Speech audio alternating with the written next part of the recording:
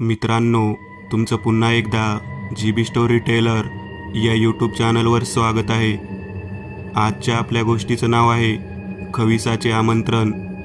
लेखक संतोष देशपांडे. पण गोष्ट सुरू करण्याआधी जर कोणी या चॅनलवर पहिल्यांदाच आलेले असाल तर त्यांनी ह्या चॅनलला सबस्क्राईब करायला विसरू नका.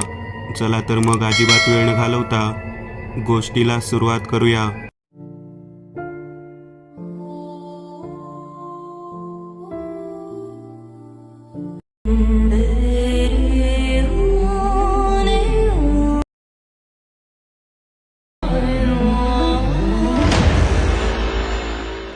त्या म्हातारी आजीकडे जाऊन सुद्धा काही उपयोग झालेला नव्हता.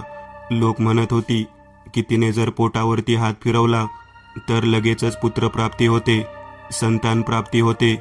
परंतु आज जवळजवळ 6 महिने झाले तरी कोणत्याही प्रकारचा बदल शरीरामध्ये जाणवत नव्हता. मंदाकिनी एका वतनदाराच्या घराण्यातील असणारी घरंदाज तरुणी, जी लग्नाला 7 वर्ष झाले तरी लेकरू होत नाही म्हणून शोक व्यक्त करत होती. ती घरातील स्वयंपाक करणाऱ्या बाईला म्हणाली, "अगं शकुंतला, तू जे जे सांगितलं ते मी करत आलेली आहे आणि आता तर तू म्हणत आहेस की त्या बाईचा इलाज होतो. निदान 7 महिने तरी थांबायला हवं. 6 महिने होऊन गेले, आता शेवटचा महिना राहिला आहे. असं काय असेल म्हणून मला दिवसच जात नाहीत. दिवस जरी गेले तरी 2-3 महिन्यामध्ये गर्भपात होतो."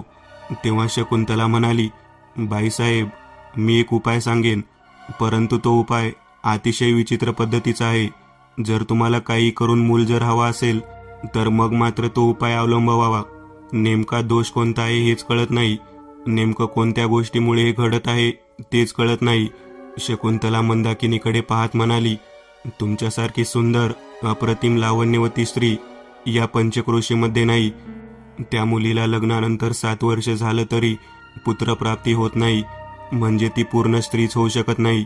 कोणत्याही बाईचं जीवन हे ती आई झाल्यानंतरच पूर्णत्वाला येतं असं म्हणतात. आज 7 वर्ष झालं मी पाहत आहे. अगदी तुमचं वय 15 असताना तुमचं लग्न झालं आणि आज 22व्या वर्षापर्यंत तुम्हाला संतान सुख मिळालेलं नाही. दादासाहेबांनी तरी किती म्हणून देवधर्म करायचा. मला वाटतं तो उपाय करून पाहायला हवा." तेव्हा मंदाकिनी म्हणाली, "कोणता उपाय आहे?" "शेवटचा उपाय म्हणून मी तो उपाय करायला तयार आहे." तेव्हा शकुंतला म्हणाली, "नको नको, हा उपाय जर केला तर काही ना काहीतरी द्यावं लागेल आणि ते जर नाही दिलं तर मग मात्र खूप अवघड होऊन बसेल." आता मात्र मंदाकिनी शकुंतलाला म्हणाली, "काय उपाय आहे तो सांगा. कितीही पैसे लागू देत, काही करायला लागू देत, मी मात्र तो उपाय करणारच. दादासाहेब पुढच्या महिन्यात जर मला दिवस गेले नाहीत तर दुसरं लग्न करतील. मला माझी सवत आणायची नाही. काही झालं तरी मला आई व्हायचं आहे. सांग काय करावं मी?" तेव्हा शकुंतला म्हणाली, "बाईसाहेब, उपाय साधासुद्धा नाही, फार भयानक पद्धतीचा आहे. त्यासाठी तुम्हाला विशिष्ट विधी आणि विशिष्ट वेळेला एका ठिकाणी जावे लागेल आणि त्याचं आमंत्रण स्वीकारावं लागेल. तुला माहीत नाही, माझ्या मामाच्या गावाजवळ एक जंगलामध्ये गुहा आहे. त्या ठिकाणी कितीतरी दिवसांपासून एक विचित्र पद्धतीचा मांत्रिक राहतो. तो मांत्रिक आपल्याकडे पाहून आपलं भविष्य सांगतो. त्याला जर आपण भेटायचं म्हटलं तर एका विशिष्ट पद्धतीने त्या ठिकाणी जावं लागतं. पांढऱ्या शुभ्र धोत्राला शरीरास गुंडाळून तेथील असलेल्या पवित्र पाण्याच्या कुंडामध्ये स्नान करून ओल्या अंगाने त्या गुहेच्या आत प्रवेश करावा लागतो. तो व्यक्ती संपूर्ण शरीर निहाळून पाहून डोळ्यामध्ये डोळे घालून भविष्यात काय होणार आहे ते सांगतो आणि त्याचा उपाय पण सांगतो." हे ऐकल्यानंतर मंदाकिनी म्हणाली, "शकुंतला, तू फक्त एवढेच करायला सांगत आहेस. मला संतान व्हावे म्हणून काही करायला तयार आहे. मी दादासाहेबांना, माझ्या मालकांना कामानिमित्त बाहेरगावी पाठवून देईन. आपण दोघेही जणी तू म्हणते त्यावेळेला त्या ठिकाणी जाऊयात." तेव्हा शकुंतला म्हणाली, "मी फक्त एकदाच येणार." "चालेल, तू एकदा मला ते ठिकाण दाखव. मी त्या ठिकाणी जायला तयार आहे. बाकी पुढे काय करायचे ते मी पाहते. तुला जे हवं आहे ते मला सांग, मी तुला द्यायला तयार आहे." तेव्हा शकुंतला म्हणाली, "बाईसाहेब, तुमच्या गळ्यामध्ये जो सोन्याचा हार आहे तो हार, बाजूबंद, कंबरपट्टा हे सर्व दागिने तुम्ही मला देताल का?" तेव्हा लगेचच मंदाकिनीने झरझर अंगावरले सर्व दागिने काढून तिच्या हातामध्ये ठेवले. शकुंतला ते पाहून हादरली. शकुंतला म्हणाली, मी माझ्या मामाच्या गावी जाऊन चौकशी करून येते. तेव्हा मंदाकिनीने तिला लगेचच गावी जाण्यासाठी आपल्या घरातील वाहन पाठवले. वाहनाने ती थेट मामाच्या गावी पोहोचली आणि तेथे असलेल्या त्या जंगलातील गुहेच्या दिशेने जाण्यासाठी निघाली. उंच असलेल्या एका मोठ्या देवनार वृक्षाच्या खाली बसलेली एक व्यक्ती तिने पाहिली. ती व्यक्ती पाहिल्यानंतर तिने त्या व्यक्तीला विचारले की खविसाच्या गुहेकडे जाण्याचा मार्ग हाच आहे का? तेव्हा तिथे बसलेली ती व्यक्ती तिच्याकडे डोळे रोखून पाहू लागली. ती व्यक्ती म्हणाली, कोणाला लेकरू हवं आहे? तुला तर लेकरू आहे हे मला दिसत आहे. मग कोणासाठी या ठिकाणी येणे केलंस? शकुंतला त्या व्यक्तीकडे पाहून हादरून गेली. ती म्हणाली, तुम्हाला कसं काय कळलं की मला लेकरू आहे ते? या भागामध्ये कोणतीही व्यक्ती आली तरी त्याचं भूतकाळ, भविष्यकाळ सर्व काही मी जाणतो. माझ्या मालकीनबाईसाठी मी या ठिकाणी आली आहे. तिला लग्न होऊन 7 वर्ष झाली तरी संतती प्राप्त होत नाही. त्यासाठी या गुहेमध्ये तिला आणायचं आहे. तेव्हा तो व्यक्ती म्हणाला, या गुहेबद्दल तुला काय माहिती आहे? मला एवढं माहीत आहे की या गुहेमध्ये गेलेली स्त्री 1 महिन्यानंतर गर्भवती राहते. आजपर्यंत ज्या ज्या बायकांना वांज म्हणून समजले जात होते त्या सर्व बायका संतती प्राप्त करून सुखाने संसार करत आहेत. तो व्यक्ती म्हणाला, बरीच माहिती आहे की तुला. तू या गावातली दिसत नाहीस. तू कोणत्या गावची आहेस? मी या गावची नाही. माझा मामा या गावामध्ये राहिला आहे. तेव्हा त्याने ओळखले आणि तो म्हणाला, जा त्या बाईला पौर्णिमेच्या रात्री घेऊन या ठिकाणी ये. तेव्हा शकुंतला म्हणाली, गुहेमध्ये न जाताच मला कसे कळणार की कोणत्या दिवशी घेऊन यायचं? तेव्हा तो म्हणाला, गुहेच्या आत असणारा माणूस कोण आहे तुला माहीत आहे का? तो माणूस आहे का अजून कोण आहे हे तरी माहीत आहे का?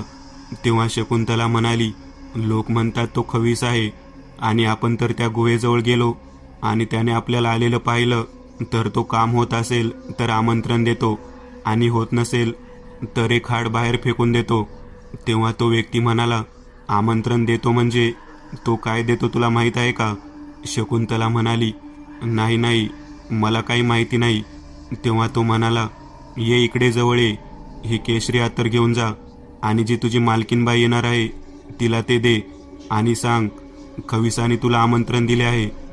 पौर्णिमेच्या रात्री या ठिकाणी तुला यायचे आहे आणि येताना हे केशरी अत्तर संपूर्ण केसांमध्ये लावायचे आहे. हे ऐकल्यानंतर शकुंतला घाबरली. ती म्हणाली, तुझ्याकडे कसे काही अत्तर?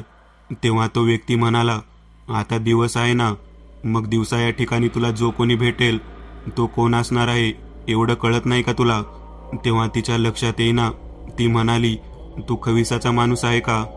तो म्हणाला, तुला दिलेली गोष्ट पूर्ण कर आणि तिला सांग, जर आली नाहीस तर खवीस रात्री घरी येईल. त्याने असे म्हटल्यानंतर शकुंतला त्याच्याकडे पाहत म्हणाली, खवीस रात्री येईल म्हणजे ती जर या ठिकाणी आली नाही तर तो त्या ठिकाणी येईल का? तेव्हा तो व्यक्ती म्हणाला, होय, अजून एक गोष्ट सांगायची राहून गेली. ती खूप महत्त्वाची आहे. ती या ठिकाणी येऊन गेल्यानंतर तिला जर दिवस गेले तर तिला त्यातून जे अपत्य होईल त्यातील केवळ मुलगा हा तिला ठेवून घेता येईल. जर मुलगी झाली तर या गुहेला अर्पण करावी लागेल. हे ऐकल्यानंतर मात्र शकुंतला घाबरली. ती म्हणाली, हे कसे काय सांगत आहात तुम्ही? तेव्हा तो व्यक्ती म्हणाला, मी जेवढे सांगतो तेवढा निरोप तिला दे. जर तिला ते पसंत नसेल तर मग मात्र अवघड होईल, कारण अगोदर नियम सगळे पाळावे लागतील आणि मगच पुढचे कार्य होईल. तुला वाटते तेवढी सोपी गोष्ट नाही. कालदेवतेकडे त्याचे आवाहन करावे लागते. त्या बाईला त्या पद्धतीने शृंगारित करावे लागते. ती शृंगारित झालेली स्त्री प्रत्यक्ष खविसासमोर पांढऱ्या कपड्यांमध्ये ओल्या अंगाने बसावी लागते. खविसाला ती आवडल्यानंतर तो खवीस तिला आपल्या बाहुपाशामध्ये घेऊन तिच्यासोबत नवीन जीवन निर्मितीचे कार्य पूर्ण करत असतो. ते कार्य पूर्ण होत असताना त्या मुलीची सुद्धा तेवढीच तयारी लागते. तेव्हा शकुंतला म्हणाली, मला हे सर्व माहीत नव्हतं, परंतु आता तुम्ही सांगत आहात म्हटल्यावर मी त्या पद्धतीने तिला निरोप देते. शकुंतला तेथून थेट गाडीमध्ये बसली आणि मंदाकिनीच्या जवळ आली. मंदाकिनीला म्हणाली, आपल्याला पौर्णिमेच्या रात्री त्या ठिकाणी जायचं आहे. तुम्ही दादासाहेबांना काहीतरी कारण सांगून इथून पाठवून द्या. आणि अजून एक महत्त्वाची गोष्ट म्हणजे त्याने एक अत्तराची बाटली दिलेली आहे. ती अत्तराची बाटली तुमच्या जवळ ठेवा आणि पौर्णिमेच्या रात्री आंघोळ करून पांढऱ्या रंगाच्या वस्त्रामध्ये त्या ठिकाणी केसांमध्ये ती केसरी अत्तर लावून त्या गुहेच्या आतमध्ये प्रवेश करा. हे सर्व ऐकल्यानंतर मंदाकिनी म्हणाली, मी या सर्व गोष्टीला तयार आहे. तेव्हा शकुंतला म्हणाली, तुम्ही तयार असाल खरे, परंतु मुख्य गोष्ट सांगायची राहूनच गेली. जर तुम्हाला त्याच्यापासून दिवस गेले आणि जर तुम्हाला मुलगा झाला तर तो तुमच्यासाठीच राहणार, परंतु जर मुलगी झाली तर त्या गुहेला त्या खविसाजवळ ती अर्पण करावी लागेल. जर अर्पण केली नाही तर मग मात्र अनर्थ घडून येईल. तेव्हा मंदाकिनी म्हणाली, मला मान्य आहे. मला कुठून तरी मी वांजोटी नाही हे सिद्ध करायचे आहे. माझ्या नवऱ्यामध्येच दोष आहे हे त्याला दाखवून द्यायचे आहे. तू जे सांगत आहेस त्या पद्धतीने मी ती सर्व गोष्ट करायला तयार आहे. तेव्हा शकुंतला म्हणाली, तयार राहा मग. 4-5 दिवसांनीच आपल्याला त्या ठिकाणी जायचे आहे. मंदाकिनी आणि शकुंतला दोघी जणी एकमेकीसोबत चर्चा घडवून आल्यानंतर फक्त दृष्टिकोनातून तयारीला लागलेल्या होत्या. मंदाकिनीने आपल्या शृंगारिक गोष्टी सजवायला सुरुवात केलेली होती. स्वतःचे डोळे, केशरचना सर्वसाधारण तिने व्यवस्थित पद्धतीने केलेला होता. ती वारंवार स्वतःचे शरीर आरशामध्ये निहाळत होती. आज कित्येक दिवसानंतर पुन्हा एकदा एका सुंदर अशा गोष्टीला आपल्याला सामोरे जायला मिळणार आहे आणि आपल्या पोटामध्ये एक नवीन अर्भक जन्माला येण्याच्या दृष्टिकोनातून कार्य करायला मिळणार आहे. आपल्याला मातृत्वाची भावना प्राप्त होणार आहे. या आनंदामध्ये मंदाकिनी होती. पौर्णिमे दिवशी सकाळीच तिने दादासाहेबाला जिल्ह्याच्या ठिकाणी एका कामाच्या निमित्ताने पाठवून दिले आणि त्यांना त्या दिवशी रात्री तिकडेच मुक्काम करायला सांगितले. मंदाकिनी आणि शकुंतला दोघी जणी आपले वाहन घेऊन संध्याकाळ झाल्यानंतर त्या गुहेच्या दिशेने जाण्यासाठी तयार झालेल्या होत्या. शकुंतला मंदाकिनीला म्हणाली, मालकीनबाई, सर्व तयारी करून घेतली आहे. साज शृंगार करून घेतलेला आहे. ते उंची अत्तर लावायला विसरू नका. तेव्हा तिने ते अत्तर बाहेर काढले आणि केसांमध्ये लावायला सुरुवात केली. त्या अत्तराचा सुगंध रातराणीच्या सुगंधापेक्षा बेभान करणारा होता. त्या सुगंधामध्ये शकुंतला बेशुद्ध पडते का काय असे तिला वाटू लागलेले होते. ती म्हणाली, किती सुगंधित अत्तर आहे. खरंच यामुळे माझ्या मनात वासना जागृत होत आहे. त्या दोघींनी हळूहळू प्रवास करत ते गाव गाठले. पौर्णिमेच्या चंद्रप्रकाशामध्ये त्या जंगलातून वाट काढत काढत त्या दोघीही जणी गुहेच्या जवळ जाऊन पोहोचलेल्या होत्या. गुहेजवळ जाऊन पोहोचल्यानंतर बाहेरच्या बाजूला 2 मोठ्या मशाली पेटवलेल्या होत्या. त्या मशाली पाहून मंदाकिनीला कळून चुकले की आपल्याला त्याच्या बाजूला असलेल्या कुंडामध्ये स्नान करायचे आहे. तिने त्या कुंडामध्ये स्नान केले आणि आपल्या केसांमध्ये पुन्हा एकदा केशरी अत्तर लावून पांढऱ्या शुभ्र ओल्या कपड्यांमध्ये तिने गुहेमध्ये प्रवेश करायला सुरुवात केली. तिच्या शरीराला चिकटलेल्या पांढऱ्या ओल्या कपड्यातून तिचे शरीरातील आंतरवस्त्राचे सर्व भाग सौंदर्य स्पष्ट दिसत होते. तिच्या शरीरावरती असलेल्या सर्व सौंदर्य खुणा जवळजवळ स्पष्ट दिसत होत्या. शकुंतलाने तिला गुहेच्या आतमध्ये जाण्यासाठी पुढे पाठवले. शकुंतला म्हणाली, मी आतमध्ये येऊ शकणार नाही. आतमध्ये सर्वत्र मशाली लावण्यात आलेल्या होत्या. गुहेच्या आतमध्ये पोहोचल्यानंतर समोर एका मशालीच्या खाली पद्मासनामध्ये बसलेला एक पुरुष दिसला. तो उघडा होता. त्याच्या कमरेला काळ्या रंगाची लुंगी लावलेली होती आणि तो ध्यान करत बसलेला होता. मंदाकिनीने त्या ठिकाणी प्रवेश केल्यानंतर त्याने त्याचे डोळे उघडले आणि तिच्याकडे पाहू लागला. तिच्या केसांमधून केशरी अत्तराचा येणारा सुगंध त्याला मनमोहित करणाऱ्यासारखा वाटला. त्यांनी काही क्षणात जागेवरती उठून मंदाकिनीच्या दिशेने पुढच्या बाजूला एक पाऊल टाकत पुढे यायला सुरुवात केली. तो मंदाकिनीला म्हणाला, किती सुंदर आहेस. तुझ्यासारखी तरुण मुलगी मी आजपर्यंत पाहिलेली नाही. मला वाटते मी तुझी इच्छा पूर्ण केल्यानंतर तुला नक्कीच संतान प्राप्ती होईल. मी तुझ्यावरती प्रसन्न झालेलो आहे. तेव्हा मंदाकिनी त्याच्याकडे पाहत होती. त्याचा चेहरा आणि त्याचे डोळे अंधारामध्ये स्पष्ट दिसत नव्हते, परंतु तो शरीराने खूप धष्टपुष्ट होता. त्याने मंदाकिनीला अलगद उचलून घेतले आणि गुहेच्या आतमधल्या कोपऱ्यामध्ये त्याने तिला नेले. त्या ठिकाणी गवताच्या गंजीमध्ये तिला झोपवले आणि तिच्या केसांमधून येणाऱ्या त्या सुगंधी अत्तराच्या वासामध्ये तो मंत्रमुग्ध होऊन तिच्या शरीराचे चुंबन घेऊ लागला. मंदाकिनी त्याच्या या सर्व प्रकाराला प्रोत्साहन देत उत्साहित होऊ लागली. बरोबर मध्यरात्रीच्या काळाला दोघेही देह गरम झालेल्या अवस्थेमध्ये एकमेकाला पाहत होते. आता अचानक काहीतरी घडव या पद्धतीने त्या उघड्या असलेल्या पुरुषाने तिला उत्तेजित झालेले पाहिलेले असताना स्वतःच्या बाबतीतील अट सांगितली. तिला तो म्हणाला, तुला वांज म्हणून आता कोणी संबोधणार नाही. तुला एका संततीचे सुख प्राप्त होईल. परंतु लक्षात ठेव, जर तुला मुलगी झाली तर मग मात्र ती मुलगी तुला या ठिकाणी आणून सोडावी लागेल. आणि जर मुलगा झाला तर तो मुलगा तुझ्यासाठी आयुष्यभर तसाच राहणार आहे. तू परत कधीही या ठिकाणी यायचं नाहीस. तेव्हा मंदाकिनी ही प्रणय क्रीडेसाठी आतुर झालेली होती. तिने त्या गोष्टीला लगेच सहमती दर्शवून त्याला आपल्या मिठीमध्ये घेतले. त्या दोघांमध्येही त्यामध्ये रात्री शारीरिक सुखाचा उपभोग घेण्याचा भाग संपुष्टात आला. मंदाकिनीला या पद्धतीचे शारीरिक सुख तिच्या नवऱ्याकडून म्हणजे दादासाहेबांकडून कधीच प्राप्त झालेले नव्हते. मंदाकिनी बराच वेळानंतर त्या व्यक्तीकडे पाहत म्हणाली, मी या ठिकाणी परत एकदा येऊ इच्छित आहे. तेव्हा तो व्यक्ती म्हणाला, तू पहाटे 3 वाजायच्या आत इथून निघून जा, नाहीतर तू परत कधी तिथे येऊ शकणार नाहीस. तेव्हा मंदाकिनी म्हणाली, तू असे का बोलत आहेस?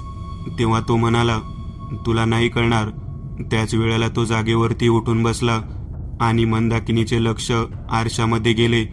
तेव्हा त्याचे डोळे रक्ताळलेले, लालबुंद आणि चेहरा अतिशय भयानक पद्धतीचा तिला दिसू लागला.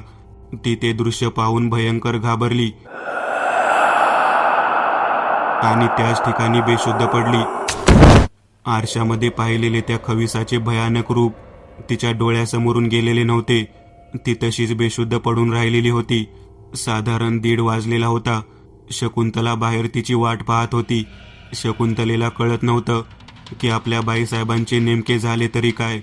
कदाचित त्या खविसाबरोबर घेतलेल्या शारीरिक सुखामध्ये त्यांना भयानक त्रास तर झालेला नाही ना. तेव्हा कशीबशी स्वतःच्या शरीरावरच्या पांढऱ्या वस्त्राला सावरत ती त्या गुहेतून बाहेर वेगाने पळत आली. ती बाहेर आल्यानंतर शकुंतलेला म्हणाली, शकुंतले, हे काय आहे? मला तू कुठे घेऊन आली आहेस? तो तांत्रिक वगैरे नाही. तो एक भयानक पद्धतीचा नरपिशाच दिसत आहे. तो मनुष्य नाही, तो भूत आहे. तो वेगळाच कोणीतरी आहे आणि तुम्हाला या ठिकाणी त्याच्यासोबत रात्र घालवायला लावलीस.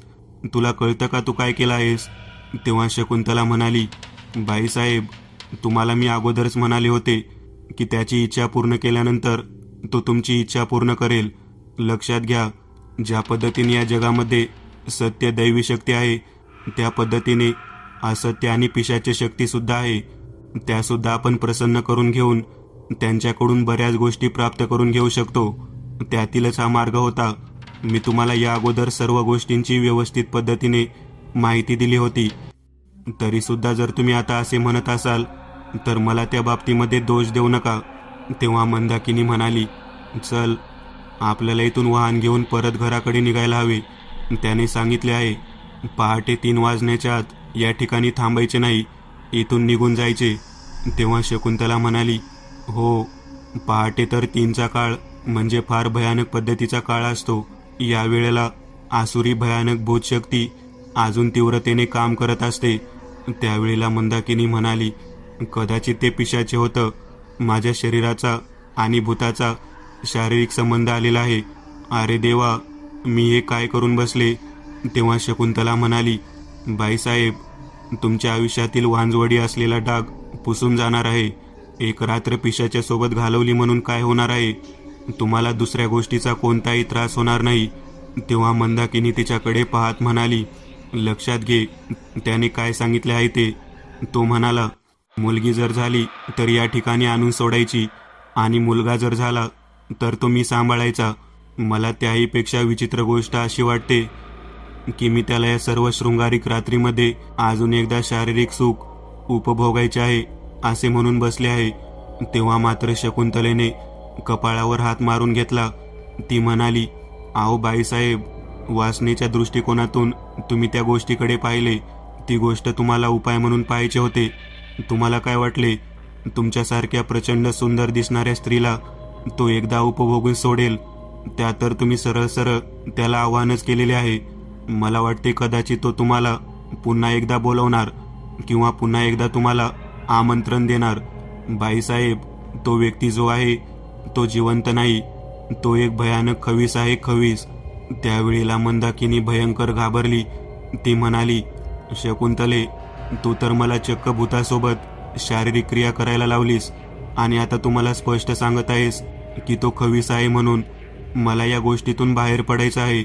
तेव्हा शकुंतला म्हणाली, बाईसाहेब, आता तुम्ही स्वतःहून जर त्याला तुमच्या वासनेच्या जाळ्यामध्ये ओढले असेल, तुम्ही स्वतःहून जर त्याच्यासमोर पुन्हा एकदा शारीरिक उपभोगायचा बेत आखला असेल, तर तो तुम्हाला बोलावणार, तो तुम्हाला पुन्हा एकदा आमंत्रण देणार.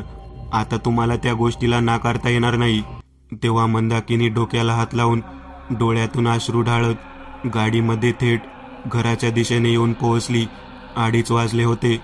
त्या दोघीही जणी झोपी गेल्या. तब्बल 4-5 दिवस त्याच गोष्टीचा सतत विचार करत बसल्यानंतर मंदाकिनीला काय करावे कळेना. ती शकुंतलेकडे पाहत म्हणत होती, तुझ्यामुळे मी नको त्या फंद्यामध्ये पडले. माझे जसे आयुष्य चालू होते तेच योग्य होते. जरी माझ्या नवऱ्याने दुसरी सवत आणली असती तरी मला चालले असते, परंतु मी तर एका आगोरीत दिसणाऱ्या भयानक भूतासोबत स्वतःचे शरीर रममान केले. मला या गोष्टीची घृणा येत आहे, मला या गोष्टीची किळस येत आहे. मला तुझ्यामुळे हे सर्व काही करावे लागले. तेव्हा शकुंतला म्हणाली, बाईसाहेब, काळजी करू नका. 1 महिन्यानंतर कालावधी जाऊ द्या, मग कळेल. जेव्हा तुम्हाला दिवस गेलेले समजतील तेव्हा त्या लेकराच्या आगमनाने तुम्हाला कोणत्याही पद्धतीचा त्रास होणार नाही.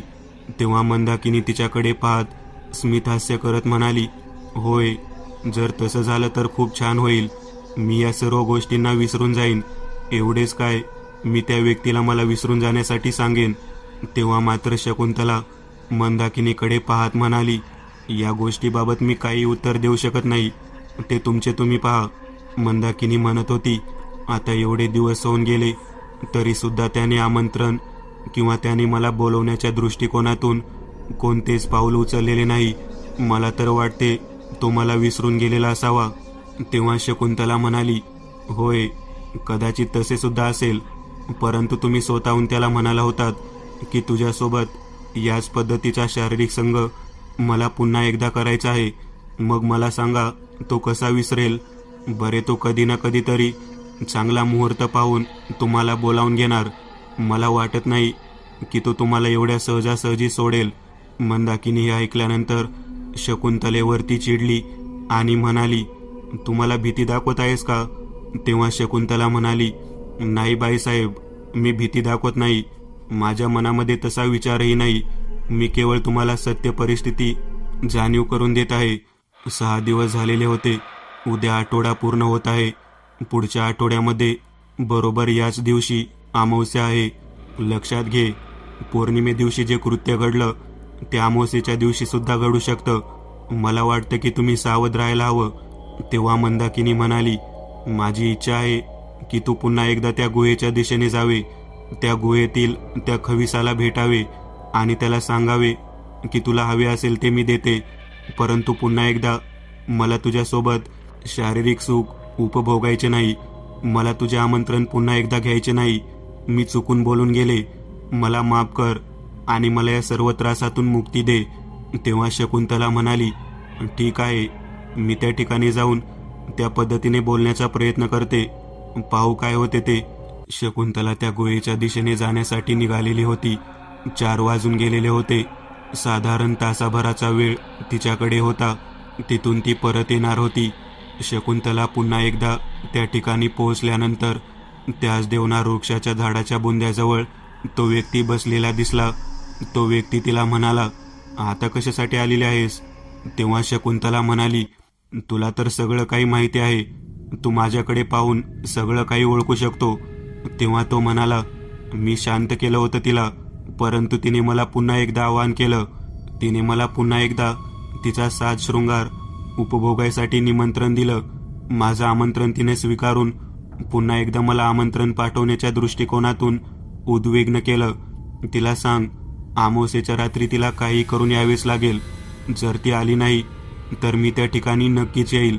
त्यावेळेला मात्र तिला नकार देता येणार नाही. शकुंतला त्या व्यक्तीकडे पाहत म्हणाली, तू जे काही बोलत आहेस ते मला मान्य आहे, परंतु माझ्या मालकीनबाईला ते मान्य नाही. ती म्हणत आहे की मी चुकून वासनेच्या भरामध्ये तुला हे सर्व काही बोलून गेली. आता मला त्या गोष्टीची गरज नाही. तेव्हा खवीस म्हणाला, मी मुख्य रूपामध्ये आल्यानंतर तिने मला पुन्हा एकदा येण्याचे वचन दिलेले आहे. आता माझे आमंत्रण तिला स्वीकारावेच लागेल. ही अत्तराची बाटली घेऊन जा आणि तिला सांग की आज 8 दिवसा जी अमावस्या आहे त्या रात्री तुला या ठिकाणी यावे लागेल. जर ती आली नाही तर मग मी त्या ठिकाणी येईल आणि मी त्या ठिकाणी आल्यानंतर काय होऊ शकते ते तुला चांगलेच लक्षात येईल. शकुंतला घाबरून ती केशरी अत्तराची बाटली घेऊन तेथून थेट मंदाकिनी समोर आली. मंदाकिनीला म्हणाली, बाईसाहेब, त्याने तुम्हाला आमंत्रण दिलेले आहे. ते ऐकल्यानंतर मंदाकिनीला काय करावे कळेना. तिच्या डोळ्यासमोर त्या रात्रीचे त्याचे भयानक स्वरूप सतत येऊ लागले. ती म्हणाली, नको नको, तो दिसायला खूप कुरूप पद्धतीने दिसतो. त्याचे स्वरूप मी आरशामध्ये पाहिलेले आहे आणि तो पुन्हा मला तिकडे जाण्यासाठी सांगत आहे. तेव्हा शकुंतला म्हणाली, त्याने आमंत्रण दिलेले आहे, त्या खविसाचे आमंत्रण आहे, त्याला आपण नकार देऊ शकत नाही बाईसाहेब. तेव्हा मंदाकिनी म्हणाली, जर मी नाही गेले तर काय होऊ शकते. तेव्हा शकुंतला तिच्याकडे पाहत म्हणाली, बाईसाहेब, तू या ठिकाणी येऊ शकतो. तेव्हा बाईसाहेब म्हणाल्या, ठीक आहे, येऊ दे तू या ठिकाणी. तू मला त्या पद्धतीचा मार्ग दाखवला, आता तूच मला त्यातून वाचव. काही करून मला त्यापासून वाचव. अशी गयावया मंदाकिनी शकुंतलेकडे करू लागली. शकुंतलेला काय करावे कळेना. शेवटी आयुष्यभर याच मंदाकिनीकडे आपल्याला राहायचे आहे म्हणून ती तिथून घराकडे निघून गेली. अमावस्येचा दिवस उजाडलेला होता. शकुंतला मंदाकिनीला वारंवार सांगत होती, बाईसाहेब, आज रात्री तुम्हाला जावे लागेल. जर तुम्ही गेला नाही तर काही अनर्थ घडू शकतो. मंदाकिनी मनामध्ये खूप घाबरलेली होती, परंतु तिला कळून चुकले होते, आपण जर गेलो तर आपल्याला त्या भयानक व्यक्तीसोबत शारीरिक सुख उपभोगावं लागणार. आपल्याला त्या अघोरी पद्धतीने कुरूप दिसणाऱ्या व्यक्तीसोबत असे सुख उपभोगावे लागणे म्हणजे जीव गेल्याप्रमाणेच आहे. तिने शकुंतलेसमोर नकार दर्शवत त्याच ठिकाणी राहणे पसंत केले. रात्रीचे 9 वाजून गेले, 10 वाजून गेले, तरी सुद्धा मंदाकिनी या ठिकाणी आलेली नाही. ही गोष्ट खविसाच्या लक्षात आली होती. खवीस तिला दिलेल्या त्या अत्तराच्या बाटलीच्या दृष्टिकोनातून विचार करत होता. बरोबर मध्यरात्री 12च्या सुमारास खवीस मूळ स्वरूपात जागृत होऊन स्वतःच्या वासनेला शांत करण्याच्या दृष्टिकोनातून मंदाकिनीच्या घराच्या दिशेने वायू वेगाने निघालेला होता. अमावस्येच्या मध्यरात्री दरवाजावरती थापा पडायला सुरुवात झाली. दरवाजा कोण वाजवत आहे या गोष्टीने ती आश्चर्यचकित झाली होती.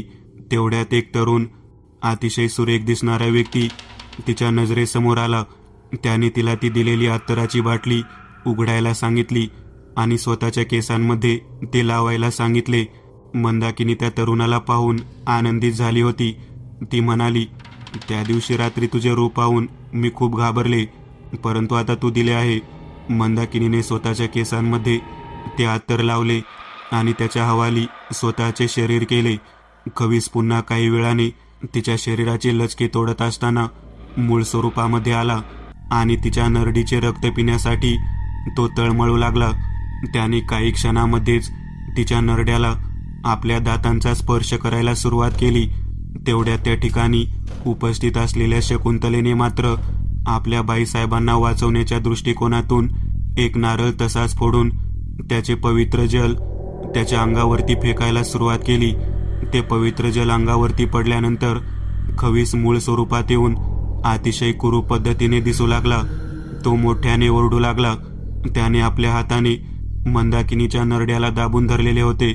तो म्हणाला, मी एकतर माझी वासना प्रकट करत नाही आणि जर माझी वासना प्रकट झाली तर तिला शांत केल्याशिवाय कोणाला सोडत नाही. मी तुला संतती सुख देण्यासाठी कबूल केले होते, परंतु तू मात्र मला पुन्हा एकदा वासनेच्या भरामध्ये आमंत्रण दिलेस. लक्षात घे, माझी वासना एकदा पूर्ण झाल्यानंतर पुढची गोष्ट जी असते ती रक्तप्राशनाची. आज मला तुझ्या नरडीचा घोट घ्यायचा होता आणि तू मला आज नकार देत आहेस.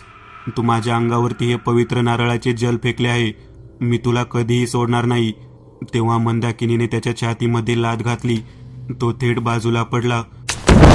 त्याच वेळेला शकुंतला आपल्या हातामध्ये नारळाचे जे पाणी फुलपात्रात काढले होते ते पाणी त्याच्या अंगावरती फेकत त्याला म्हणाली, शांत हो, शांत हो, निघून जा, इथून निघून जा.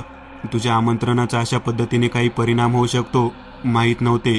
माफ कर तिला, माफ कर. तेव्हा नग्न अवस्थेत असलेल्या मंदाकिनीने स्वतःच्या अंगावरती त्या फोडलेल्या नारळाचे थोडे पाणी शिंपडून घेतले. मंदाकिनीचे जल हे त्या पवित्र नारळाने सुरक्षित झालेले होते. तो खवीस तेथून तडफडत निघून गेला. जाताना एवढे मात्र सांगून गेला, माझ्या आमंत्रणाचा तू मान ठेवला नाहीस, याचा तू मान ठेवला नाहीस. मंदाकिनी घाबरलेली होती. ती शकुंतलेला म्हणाली, तो येथून निघून गेलेला आहे खरा, परंतु तो परत कधी येऊ शकतो. तेव्हा शकुंतला म्हणाली, बाईसाहेब, तुम्ही त्याला एकदा बोलावले होते. तुम्ही त्याच्यासोबत शारीरिक सुख उपभोगले. आता तो परत येणार नाही. तुम्ही पवित्र नारळाचा वापर करून जी काही शक्कल लढवली त्यामुळे तुम्ही वाचलेला आहात. आता तुम्हाला जे काही होईल ते तुम्ही स्वतःकडेच ठेवा. आता परत खवीस या ठिकाणी कधीच येणार नाही. तेव्हा मंदाकिनी म्हणाली, तुला हे सर्व कसं काय माहिती? तेव्हा शकुंतला म्हणाली, होय, मला हे सर्व काही माहिती.